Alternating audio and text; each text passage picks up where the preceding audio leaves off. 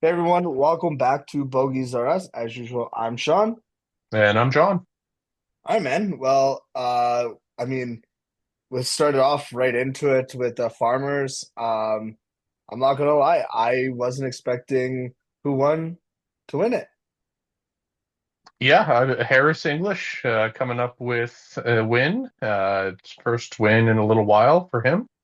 Um, Coming in -8 on a pretty difficult week. I mean, we were a little late to the draw last week with the recording, so we started on Wednesday. So we kind of got to see Ludwig Aberg jump off to the hot starts, and then sounds like there was a bit of a flu going around San Diego, so he seemed to have caught that and went way down, ended up finishing three over, so 9 under on day one, plus 12 for the remainder of the week. Bit of a rough way to go, but yeah, Harris English ended up taking the win with 8 under with a closing round of 73, just to hold off Sam Stevens by one. Yeah, it was impressive. I'm not gonna lie, it was tough. The wind was up, right? I think we've talked about before playing on those oceanfront courses are not ideal. When especially at this time of year, the wind picks up and it'll control, how this course is played. I mean, yeah, it was good to see someone that's not the big names kind of come out on top. It's reminds me of kind of last year at the earlier time of the season. We kind of said it. Where are the big players? The not so big guys were winning. It's good to see. Obviously, at the beginning of the year, we had Hideki and stuff, but yeah, it's good to see Harris English pull this off, and yeah, it was exciting. Question though, what did you think of? Again, we got late to it last week, but the Wednesday to Saturday, Wednesday Saturday, yeah, Yeah, Wednesday to Saturday. yeah. What did you think? Obviously, they're competing with the NFL. You don't want to do that, but like, does that throw fans off at all? I don't know if it really throws fans off. I mean, when you're trying to make ratings like the PGA Tour is so desperately trying to do with literally anything, you can't convince yourself that you're even close to what the NFL does in the US. Like, I think I saw something where 75 of the top 100 broadcasts in the US in 2024 were NFL games, and I like believe it. you just the NFL is a religion in the States. So coming out of Sunday, just going Wednesday through Saturday, so that way you're not interfering with NFL playoffs, definitely helped keep their broadcast viewerage up. How much we're actually getting in terms of a viewerage for the event is probably down just because we had so many players withdraw from injuries, withdraw from sickness, just didn't even want to play the event, given that they're going back to Torrey Pines in a couple of weeks for what would have been the Riviera tournament. So, I mean, this is where we kind of had a pretty dull leaderboard. You got Harris English, who hasn't won in a couple of years, who apparently is a really well liked guy on tour, but he's not the TV personality that's getting your average viewer to tune in. And then you've got guys like Sam Stevens and Andrew Novak, who are relative nobodies. Like they've had one Yeah, runner up finish in their entire career each. They're both outside the top 100 in world rankings. Like neither one of these guys is catching the average viewer to be like, oh yeah, I got to see that guy, right? I mean, outside of Harris English, like Sung J M was the next kind of big guy coming in to start in the week fifth on the FedEx Cup. So like, there's a big name. Taylor Penrith, another sneaky top 10. yeah. But like again, you got Hayden Springer, Will Gordon, Danny Willett, Chris Ventura. Like, there's really nobody in the top 10 that you're like, oh yeah, I got to see that guy. Yeah, I agree. And I mean, you kind of touched on it. Like Taylor Pendleton is playing some great golf right now. I mean, we know Nick Taylor won already this year, but we got to watch out for those Canadians. They're sneaking up that leaderboard and they're getting in there as much as they can and as many top tens, top fives. I think we're going to see a pretty packed leaderboard with some Canadian flags up there this year. Yeah, I mean, we're in a kind of a stretch of the schedule on the PGA Tour where some of the events kind of go very favorably for some of the Canadian players. You don't have as many top players playing these events because it's not really in the bulk of the designated tournament season. We kind of have a little bit of a change this week moving into the AT&T Pebble Beach tournament, which you have a lot of big names, but even historically, some players didn't want to play AT&T because it's a pro-am and it takes 6 hours. And one of the biggest things that we kept hearing from this week was the pace of play was an issue. Like the final group took longer to play 18 holes than the NFL did to play 2 full games. Yeah. Like if if you have it where you're trying to create a product and it is taking 5.5 hours to play 18 holes, you're not going to have people stick around for that. I mean, even if you No. have a 3 hour window to film for CBS or NBC, whoever gets the weekend coverage, which is usually CBS, you're going to have the first 6 or 7 holes that you're not going to have on camera because you need to have your footage end on 18. So all of a sudden, if you have a guy who goes 5 under in the first 6 holes, he jumps up the leaderboard, and then people tune in and be like, "Where the heck did this guy come from?" Yeah. Um, Yeah. I mean, it really just kind of became a very clear indication that the PGA Tour needs to do something to revitalize the brand and revitalize the actual product that they're putting out there because nobody wants to watch this anymore. I mean, we've had enough conversations over the last however many months about we want to see best on best, and we're not getting that. We're not Yeah. getting the top names because the PGA has kind of put them aside and said you are playing designated events because we're going to pay you to play these events, and that's all you really have to play outside of some sponsors exemptions and a couple courses that you might want to play here and there. But you know, we haven't seen Rory yet on tour, and Rory's the face of the league. Yep. Yeah. I mean, he's playing this week, which Mhm. is exciting. Like you said, it's the pro am. I mean, with that, we're talking about pace of play and stuff. We'll jump back into, but do you think the rangefinders are going to help instead of the yardage books? These guys are so used to yardage books. Yeah, so for those that haven't heard, PGA is saying that they are going to experiment with allowing pros to use rangefinders.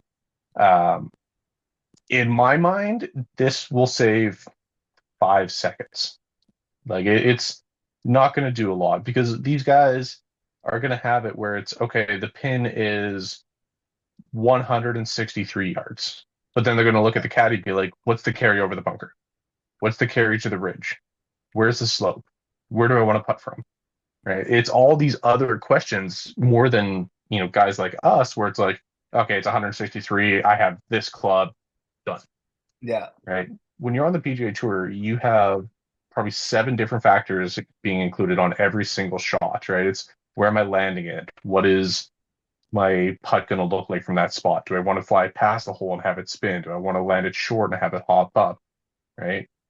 Like there's so many other yardages that come into play. I mean, the fact that you now have it where the caddies don't have to pace off the yardages as much, that's probably going to save the caddies. But again, the caddies are doing their thing while the other players are hitting their shots, right? Yeah. It's getting the club in the hands of the player, and then they sit there and do their pre-shot routine, confirm the number, then they switch out the club, go through the pre-shot routine again, switch out the club again because it's not the right club. Like it, I don't really think this is going to help. I mean, I could be wrong. It might help save 20, 30 minutes on the PGA Tour, which at least gets it to 5 hours, not 5.5. But I don't see this being a huge benefit because, again, a lot of these guys are so caught in their ways that they're just not even going to use it. Yeah. And I think I agree with you. Like, I'll be honest, I have one, right? I mean, most of the time I'm not using it because generally at like my home course, I know my yardages. I know where if I hit it somewhere, I know where ideally, yeah, that's the word. Ideally, I know where I'm at, right? But like these guys are just so used to a book and going to their caddy, right? It's you're not. I don't know. Like I don't think it's going to help them by any means, and I definitely don't think it's going to get it up going because taking it out of the bag and handing it and shooting it 5 times, like that's all going to happen because these guys are going to aim, shoot, aim, shoot, aim, shoot. Oh, you're getting 5 different yardages. I just like you're right. Like you when we golf, it isn't, hey, where's the tip of this bunker and where's the flag stick? What's the difference in between the flag stick and that bunker where we want to hit this ball? There's like, like you're right. I don't when I read it, I was like, cool, like these guys just get more technology, right? More sponsorship by Bushnell or whoever else wants to give these guys free rangefinders, right? But like it's I don't think it's going to speed the game up by any means. Do I think there should be a shot clock? Yep, right. I think that would pick up the pace up, but then you have more people on the course walking with every group, so I don't think that'll ever Yeah, happen. yeah. I mean, I think Tiger might disagree with you on the shot clock, but I mean, the thing with rangefinders is how many times are you actually using a rangefinder too? Like you have it where it's 18 approach shots, and that's it. You're not using a rangefinder off the tee on a lot of par fours. You're not using it on tee on a lot of par fives. Using it on the tee on par threes, approach shots into greens outside of 35 yards. Yeah, And for guys on tour, that's essentially one shot a hole, maybe two shots on the par fives if they're having to lay up.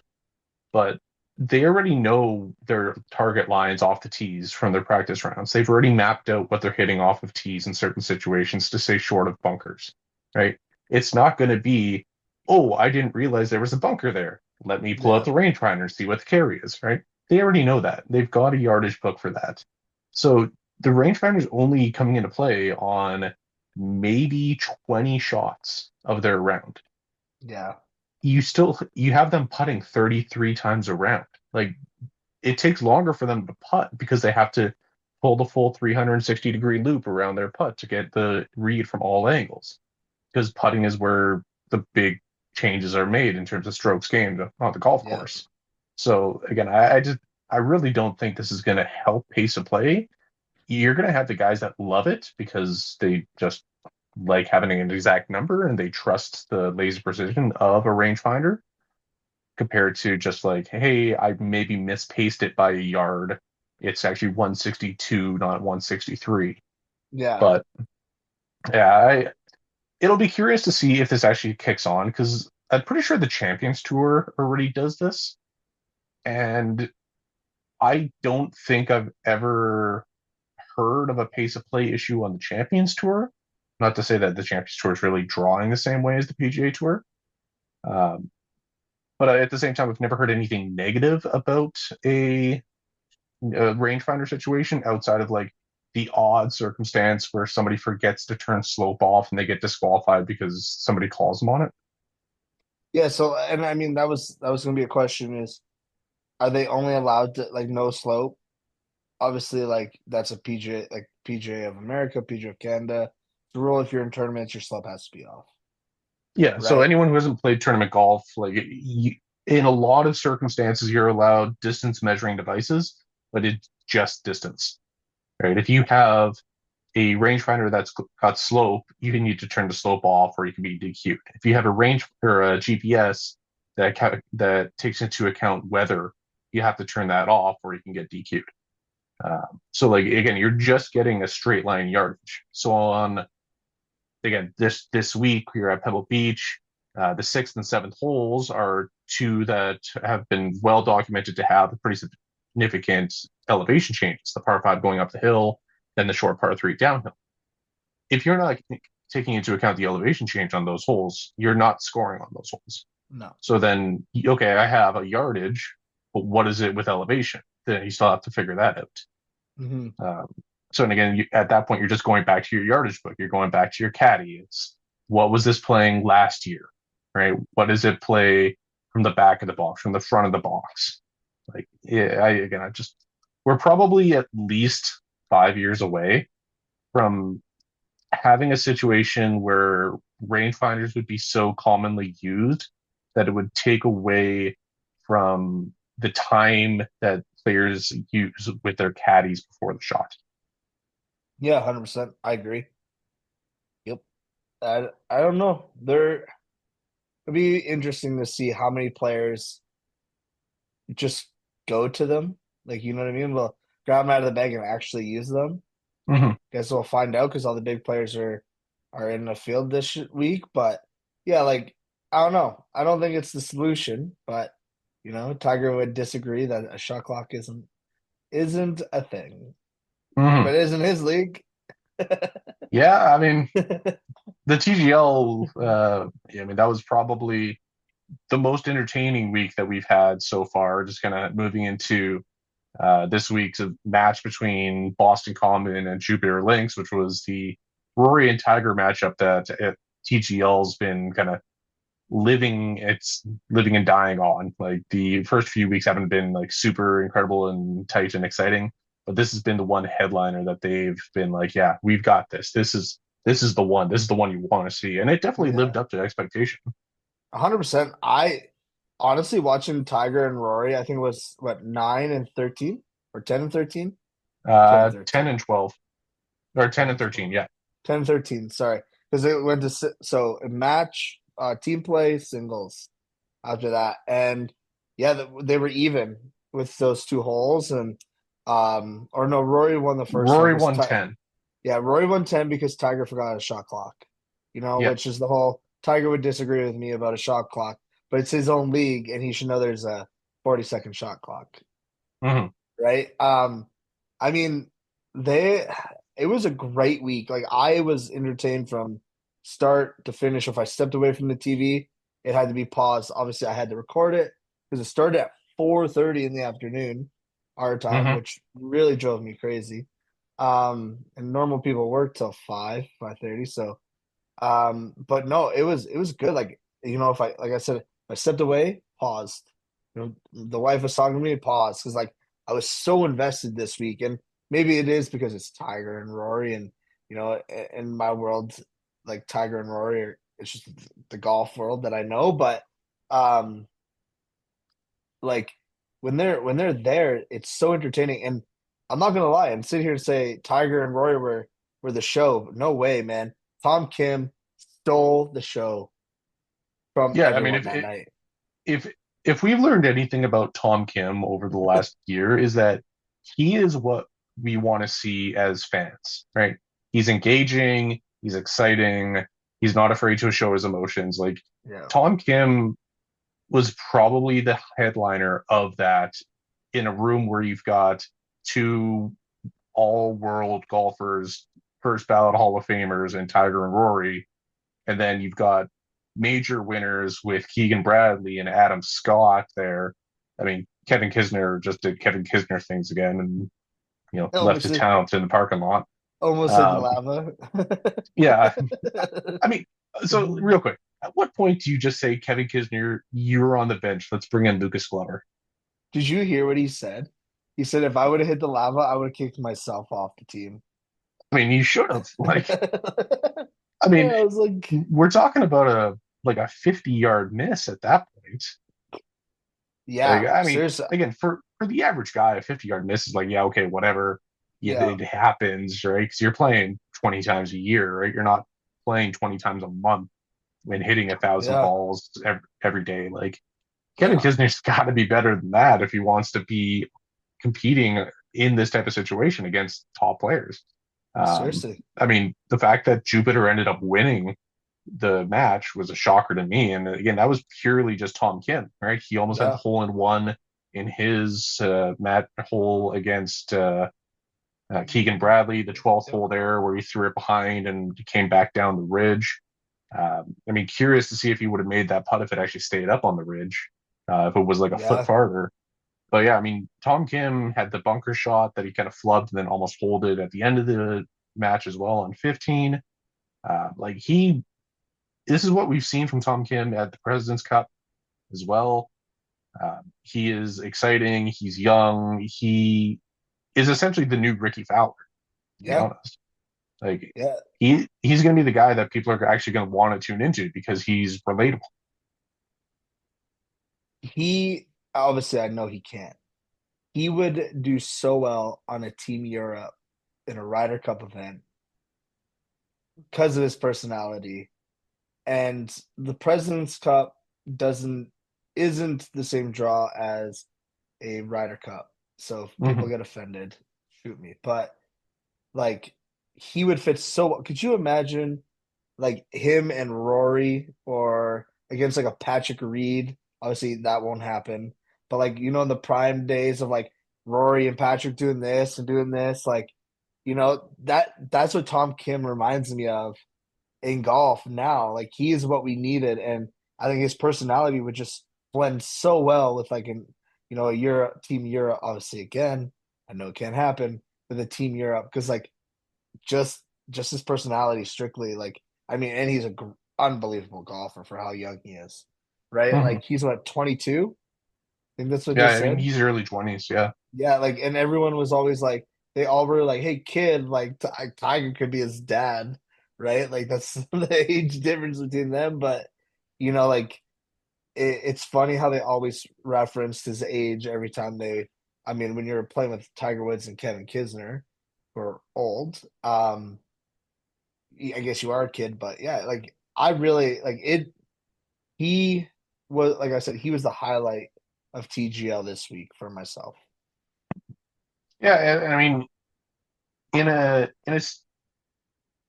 I might be going back and like digging a little too deep on the whole like golf course thing and like the holes that they're playing.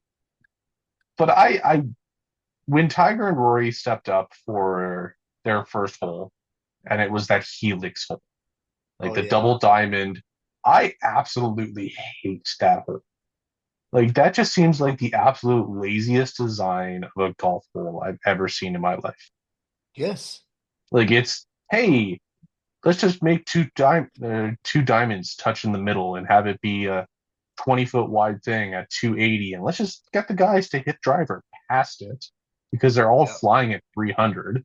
Like that, the like the squeeze area is not even in play, and then there's no bunkers outside of the one that's just by the green. But like it's just flat. Like there is yep. zero actual design to that hole. So you see them, it's like, oh yeah, long drive, cool.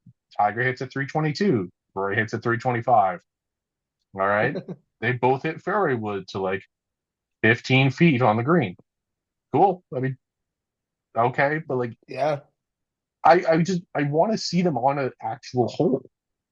Like at least we got to see that a little bit when they got to 13, and you actually have like a legitimately shaped par four. I mean, 530 yards, whatever that hole was, with called Alpine, I think it was at Alpine. Um, like at least that seemed a little bit more entertaining because it was actually like, okay, they have to think about where they're hitting it and hit a shot and not just hit it out into this field and then fly a fairway wood onto the green. yeah. Literally, essentially, they just made a big open spot, hit it here, and then big open green. I mean, Mm-hmm. Kevin Kisner almost missed it, so I guess we can't say it's that easy. But like, um, but realistically, like whoever's designing these courses, and I hope it's not Tiger and Rory, but like whoever's designing it, they need to be slapped upside the head and be like, build a real course. Like So, you guys play millions of courses, right? Pick holes. well, and I mean, my thought again, like TGL is different than what we have seen from everything else before. We've had the match where it's Tiger and Phil. We've had everything else with all these like pay-per-view matches, right? But I mean, every now and again, you go on Golf Channel and they've got the old Shell's Wonderful World of Golf, and it's you know Jack Nicklaus and Arnold Palmer playing Pinehurst. It's Yes. Fred Couples and whoever else playing Cape Kidnappers. Like it is top player, top golf course, and then you've got this where it's like top player, 8-year-old designed a golf course on PGA Tour 2K23. Yeah. Like Yes. I mean, again, there are some very well designed holes, and it is very clear when you look at it which ones are the well designed holes, which I believe again are all from the Nicholas Design Group. So Jack Nicholas Mhm. has a say in this, versus the ones that just look super chimpy, which is again like the Helix, whatever one it was called, that Tiger or the Spear, looks like it is. And then you've got the several holes where again it's just like, do you want to hit it straight or do you want to hit it out to the side? And then it all like loops back into the middle. Like Yeah. there's like four of the exact same hole just in like different areas of the world. and they're trying to say, "Oh yeah, it's totally different." It's like, no, it's a split fairway that if you go up the middle, it's tight and it's a 310 carry, and then all the guys Yes. just hit it up the side anyway. Yep. Like Oh, what that. what I would like to see if they want to continue with this, and I know you play video games a fair bit, but I'm not sure PGA Tour 2K23 or EA PGA Tour. Road to the Masters is my current one right now, and I'll probably get 2K25 when it comes out.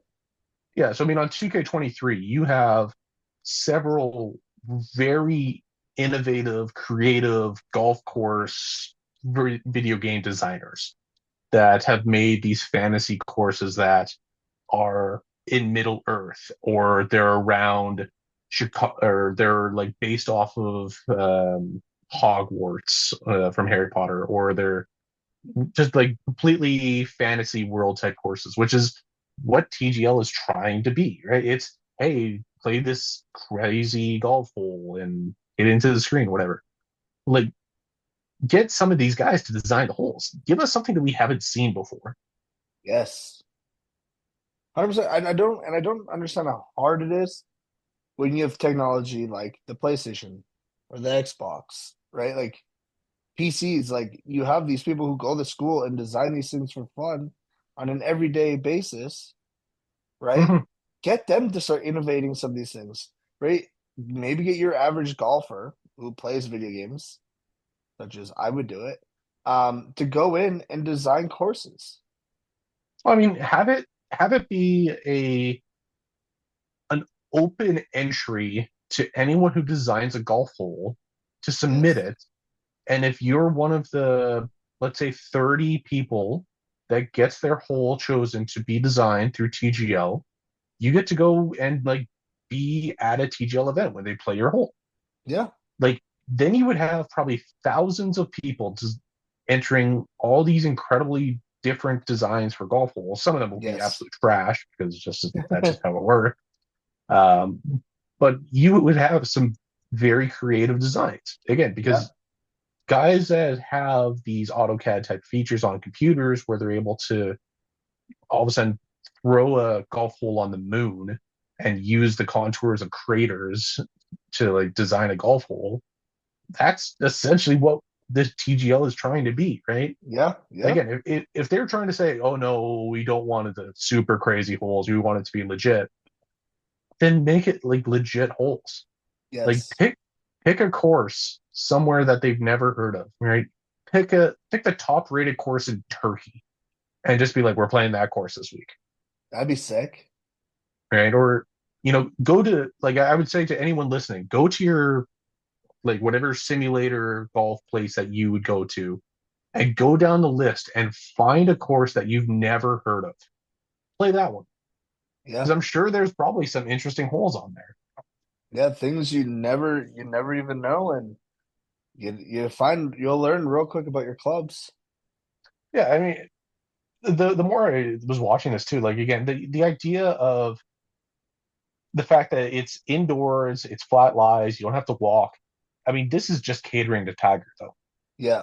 Like, if anyone was there other than Tiger, you could have this same thing at a golf course where the threesomes are set up. That way, you would have your two guys hit from the tee. You would have the two guys waiting in the fairways and carts just to go to their ball. You would have two guys waiting by the green. You would play a hole in 10 minutes for both groups, Yeah. and you'd be able to do the same thing and play 15 holes in 2 hours. Yeah. Yeah. I don't know if you drag people in real golf. You know what I mean? The whole point is to try and make it like a stadium Mm-hmm. and have like like an attraction like a baseball game or hockey where it's indoors, right? And I think you lose that when you go outdoors. I understand what you're saying. How it like you're right. It's catering to Tiger. I mean, it's Tiger's business. Like Mm-hmm. as at the end of the day, Tiger's kind of got to like, how do I get myself in here? And again, we've talked about it, right? You put Tiger's name, you say, "Oh, Tiger's playing," right? Look at the two biggest weeks. Tiger's on it, right? it's going to cater and it's going to get more viewership, and your business is going to boom. I guarantee you, if you just put Keegan Bradley's name on the face of this and says, "Oh, we're going to have Colin Morikawa, Max on, you know, and we're going to sell this." No, you're not. Right? You're not going to Hmm. sell LA. You're not going to sell Jupiter Clothing. Right? You're not going to sell Boston. Right? But as soon as you put Tiger or Rory's face on it, guarantees sales have been through the roof. Oh yeah, I mean it's the same thing with like the Four Nations Cup for hockey, right? Oh, If you're yeah. not getting McDavid and McKinnon and Bedard and all the top American players and all the top players from these countries that are participating, it's never going to sell because No. it's the same thing as like the NBA's in-season tournament. Nobody cares. No. Like they would just rather watch the regular season. Like Yes. you're making up this tournament to try and bring in viewers because you have a lousy product otherwise, which is essentially what the NBA has, right? Nobody Yeah. watches an NBA game anymore because all it is guys shooting 3 pointers so that the Yeah. final score is 150 to 135. Yeah. I mean, I don't know. I mean, we you touched on it, but we'll kind of hit the NBA bit, right? Christmas time. Christmas has always been the NBA. Really nothing else on, right? The NFL went in this year, was like, man, we're gonna do a Christmas Day game, right? They did two. They're boring. But anyways, the viewership was like 7 million more than what the NBA was, Yeah, right? and again, you're just never going to compete against the NFL. No. And again, this is because they're essentially a religion.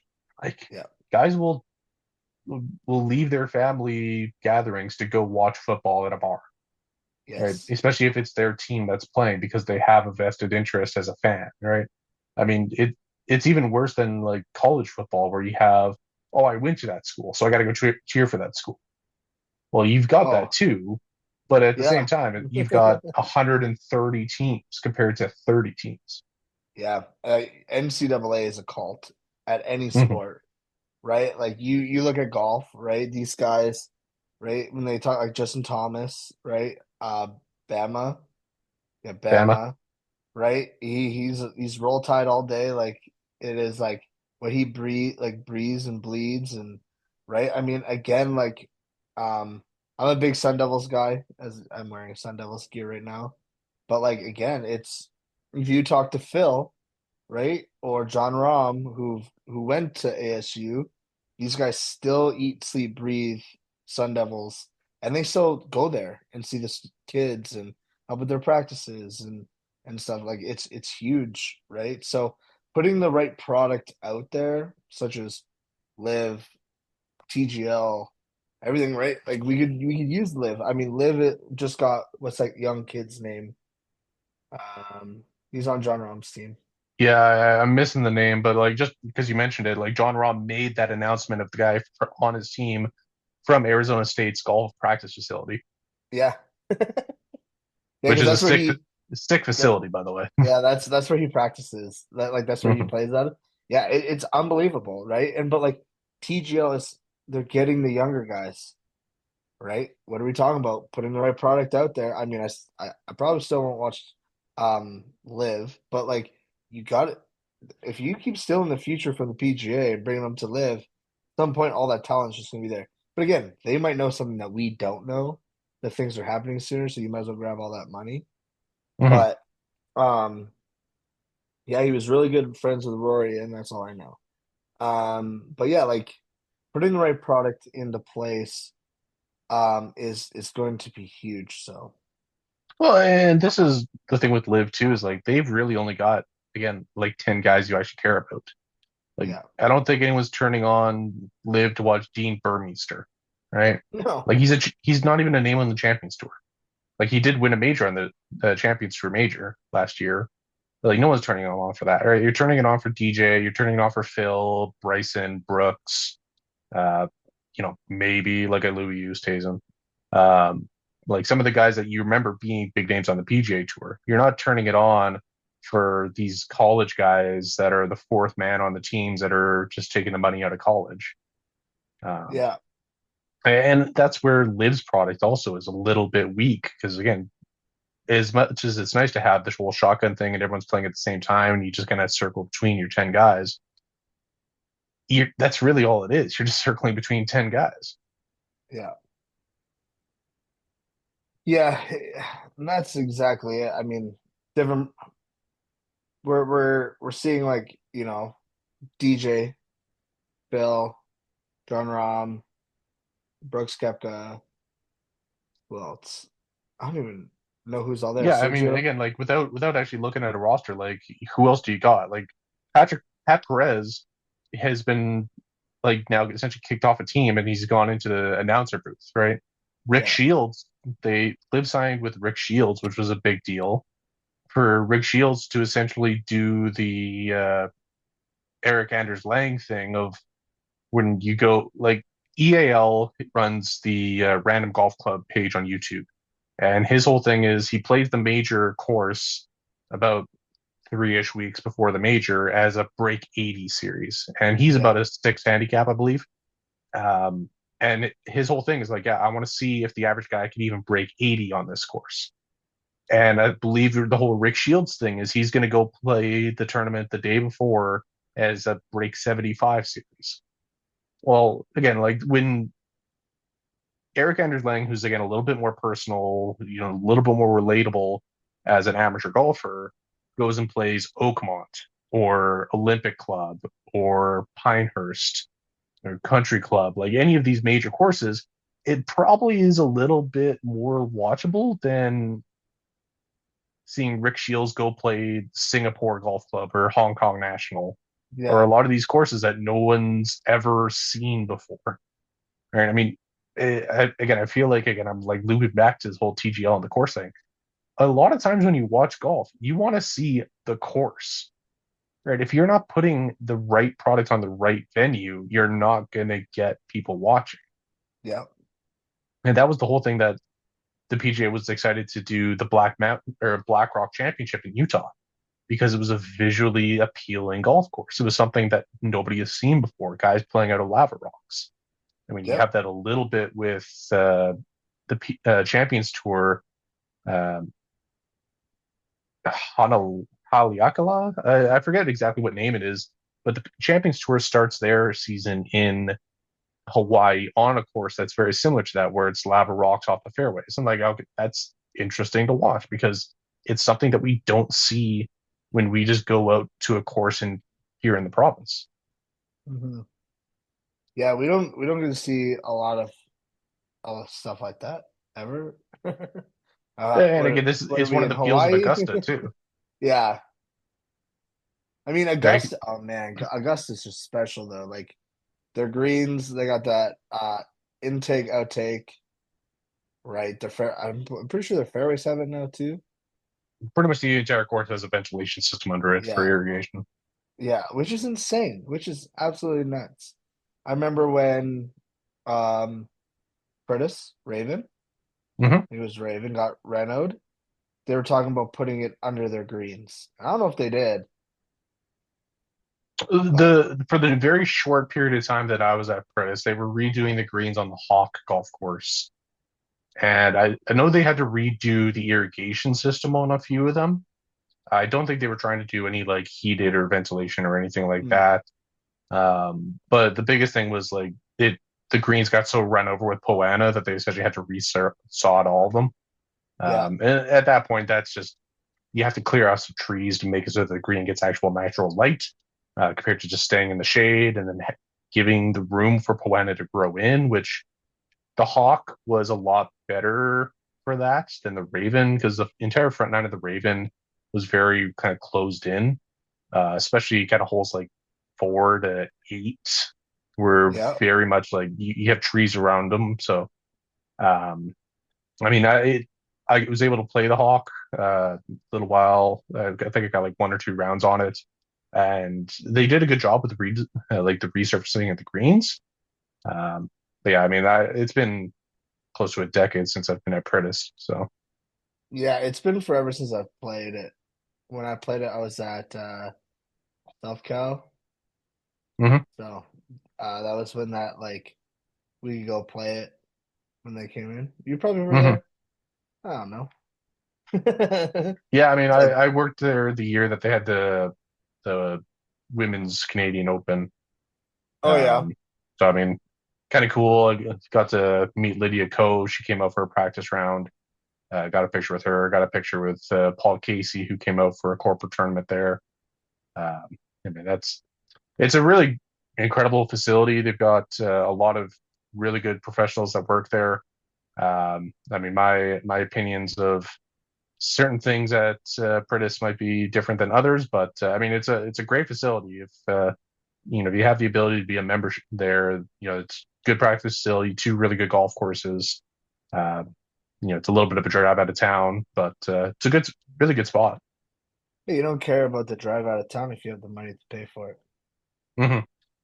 That's my theory on Pritis. Yeah, Uh, just getting out of town is worth the membership at some point.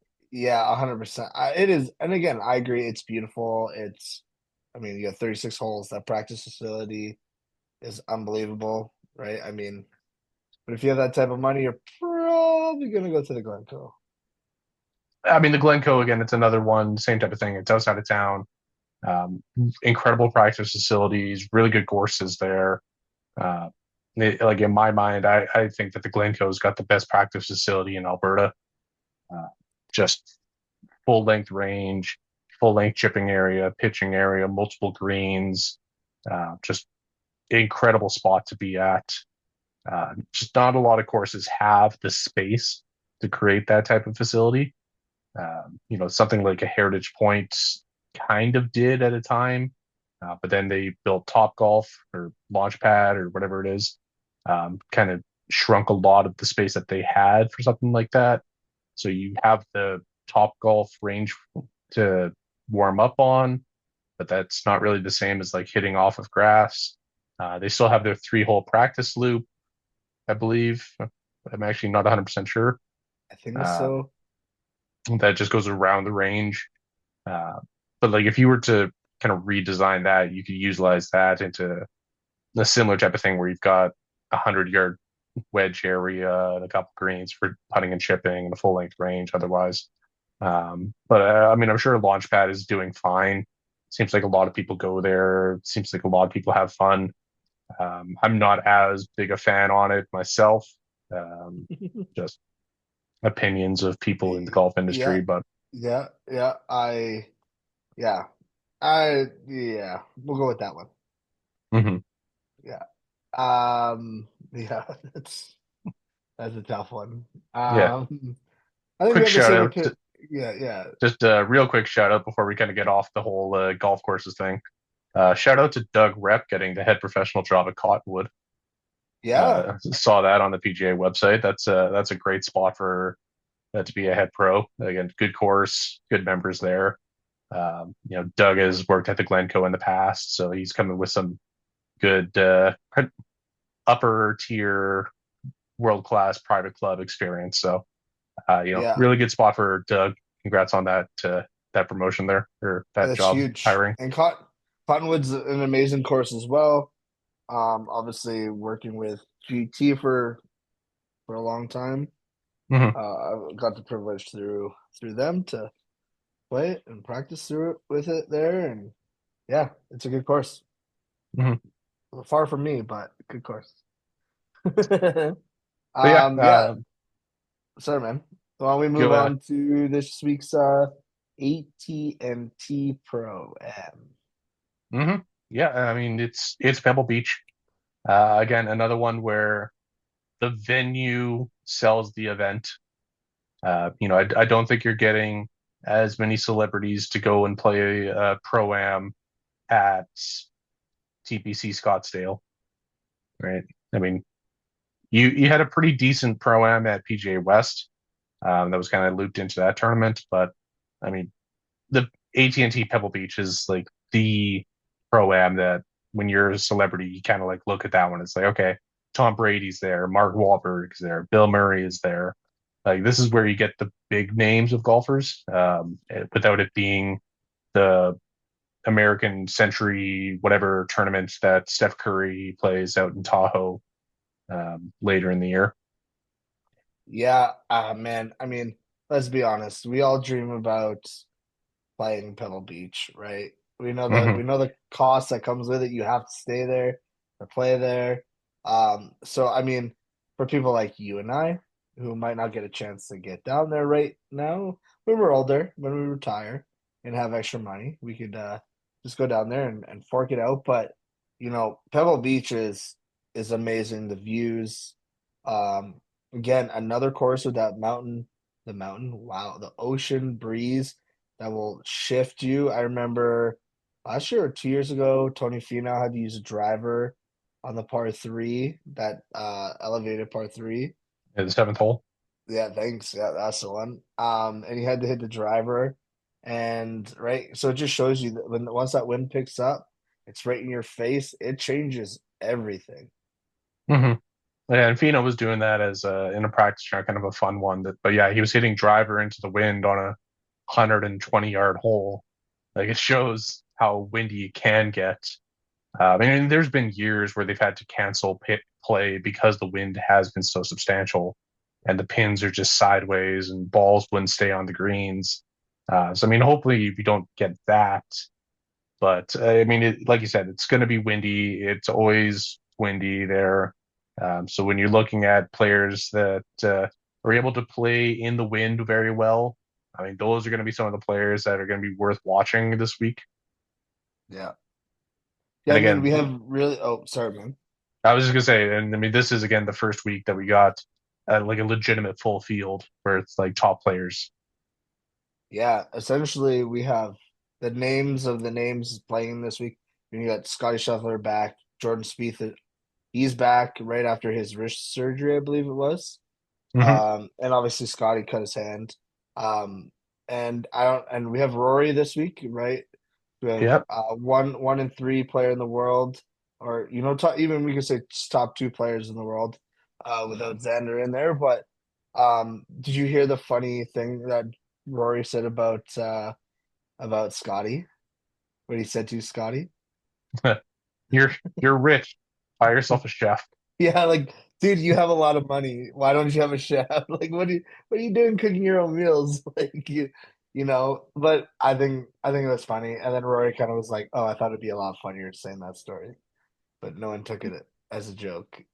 I mean, way to look into the 1% of the 1% when it's just like, oh yeah, I'm just so Yeah, rich. I'm just gonna have someone else cook my food for me all the time. yeah, And it's but going to be like world class meals and it's going to be healthy meals because I'm an athlete and I'm not eating junk food. And like, yeah, it's not like us just like, oh yeah, I'm gonna have someone else cook me my food all the time.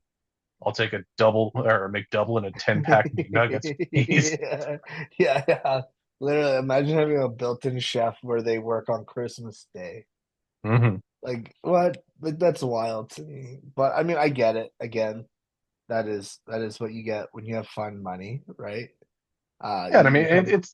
it's not exactly like an unusual thing too in professional sports to have players have on staff chefs and physical therapists and nutritionists there pretty much the entire time. Like I'm sure McDavid has got the same Oh, type of thing where he's got a nutritionist that comes and like cooks his food on certain days or whatever the case is, at least a couple days a week, maybe not all the time. But I mean, yeah. if you're going to be the top in the world at anything athletically, you need to be putting the right stuff into your body. So having a chef that actually cooks the right things and make sure that you're getting everything you need is probably a worthwhile investment. Oh, 100%. I mean, when you're that rich and at the top of your game, right? I mean, I'm not at the top of my game anywhere, but I tell you now, I live by the massage therapist and physio and chiro, right? And my back gets tight. I have back obviously from hockey and my knee and hips and stuff, but man, after all the years that I've put my body through, I understand why. Like even walking the course, right? You walk the course, you play 18 holes, you hit the driving range for four. I know a lot of people like when I'm like, "Oh, I love walking the course." People are like, "Are you stupid?" No, it's a good. I mean, it's relaxing at the time, but when you're done, your legs are on fire, right? You've burned a lot of calories, right? these guys need it. They do it every day. Their courses are like this, like Hmm. goddamn roller coaster. I think look at Pebble Beach, right? It's on the side of the ocean, right? And right, so you got to think about like when they're done, the practice runs or even after, like they go in and ice bath, right? A lot of people don't do ice baths. I've tried it, miserable. It sucks, right? But it's so good for your body in the recovery time, and that's what these guys need. They need to bounce back, right? As much as people are like golf isn't a sport. Golfers aren't athletic. It's like sure you walk 18 holes and go through a round that these guys go through. I guarantee you after you're done that, you're gonna have a whole different perspective of it. Oh, and by the way, try and break 100. Yeah, I mean, I think a lot of just general people, if you say, yeah, I'm going to go on a 6 kilometer walk, they're like, yeah, that seems boring, Yeah, yeah, right? Like, yeah, yeah, I'm just doing that while playing golf too. So, yeah, yeah. 100. Walk. I mean, in Calgary, there's not many, but I will say, you know, if you do 60 football fields, go walk 60 football fields. I mean, Consider a golf club. go walk the full length of Nose Hill Park. Yeah, yeah, literally. So, Oh God, that's a bad way to look at yeah, I mean, when you think of it that way, it's like, yeah, okay, that's a pretty long walk. I mean, it. that's definitely more than 6 kilometers, but like you get the point though. Yeah, you get the gist. Yeah. But yeah, like, these guys, I mean, at that level, you need it, you need to recover faster. So it makes sense why they invest so much money into their physiques. I mean, you look at them, I mean, we watch Netflix, right? Hmm. And full swing, they're in the gyms, they're working out, they got their pre routines and stuff. And then you get to see them even in the massage rooms and the chiro rooms. They're getting cracked. They're getting worked on, right? These guys, it's what they need, and chefs, they need a chef. I mean, I wish I had a chef, but I Yeah. get it. It'd be a lot less helper if I had a chef. Yeah, yeah, Yeah. less hot dogs. Anyway, Anyways, uh, picks for the week. Who are you watching this week? yeah, I think I'm gonna watch JT. Um, JT's kind of coming in. He's playing with Jordan, so I think he gets at least Thursday, Friday. He kind of gets to be just free flow. Play with his buddy, right? They haven't got to play much with Jordan's injuries, so I think he's gonna go out there. He's gonna have fun, and I find when Justin Thomas is just having fun with golf, he plays his best, and he's been up there. He says, a couple top fives, second place finish this year already. So I'm watching him, and he's kind of my go-to. Nice. Yeah, I mean, I definitely a good one to watch. Again, I think Jordan Spieth might also have a good week, kind of bouncing back. This seems like the type of course that would fit his kind of recovery. I mean, I'm going to take the course record holder from a Mm, couple years ago. I'll take Wyndham Clark plus 6,000 this week to win. He's got a group with Sahith Theegala, so some pretty good vibes in that group there as well. But again, a guy that's had some good history at Pebble Beach. Again, he's got the course record with 60 in 2023. I don't think he's ever won here per se, but for anytime you go to a course that you've have the course record, you got to be like, yeah, okay, I like my chances. And actually, correction, he did win in 2024 the Pebble Beach Pro Am, so he is coming in as the reigning champion as well. yeah, I mean, yeah, Wyndham Clark's a good pick. I know he battles with his mental side a lot. Yeah, so Uh, being at a course that he's got the course record, a little more yeah, comfortable, I think that could be a yeah, good spot for him. and I agree. I agree with you. He does really well in California. Obviously, won the U.S. Open there, Hmm. right in LA. So I agree. It's a great pick. I like to see where his headspace is, though. I think that's could be really good for his game, or he's going to be really bad for his game. Hmm. But best of both worlds. I always find with the Wyndham Clark is he's either going to be really on it or he's not. You know. Hmm. Yeah, I But mean yeah, it's very much a top 10 or cut type of situation. yeah, yeah. But all right, man. Well, yeah, I'm excited for this week. It's going to be. entertaining. And on TGL, I think we have Boston and LA on Monday. Yeah, so Tuesday, February 4th, Boston and LA. Yeah, that's gonna be a Um, good one. and then you got a week off from there. But the 17th, the Monday, you've got three matches on one day. So that'll be, I think that will probably be the one that people are going to watch and see if it's worth it. But, Yeah, we again, you get everyone playing. It's gonna be fun. It's gonna be entertaining, and we'll find out if it's worth the hype. Mhm. But yeah, for anyone who's listening, if you want to reach out to us, let us know your thoughts on the AT&T Pebble Beach program this week. What your thoughts on the Tiger and Rory matchup in TGL? Where can they find us online there, Sean? Yeah, for myself, you can find me on SDowd17 on Instagram and SDowd17 underscore golf on X/Twitter. And then I run the Bogies R Us stuff as well on Twitter and Instagram. Yes. And then, yeah, you can find me across most social media platforms, JM Golf 316. And then anyone who's listening through Spotify, YouTube, make sure you hit that like button, Yeah, subscribe to the channel, show us some love. We loved hearing from the listeners, helps grow the channel when you guys engage through those social media platforms. So definitely hit that like button, subscribe button. yeah, Let us know you're listening. yeah. And thanks everyone on YouTube. We're actually getting more views. It's nice to see. It might be our wives, maybe a couple friends, who knows? But it's there. So we appreciate everything. And yeah, let us know what everyone thinks. And yeah, we'll talk to you later. Sounds good. All right, have a good night.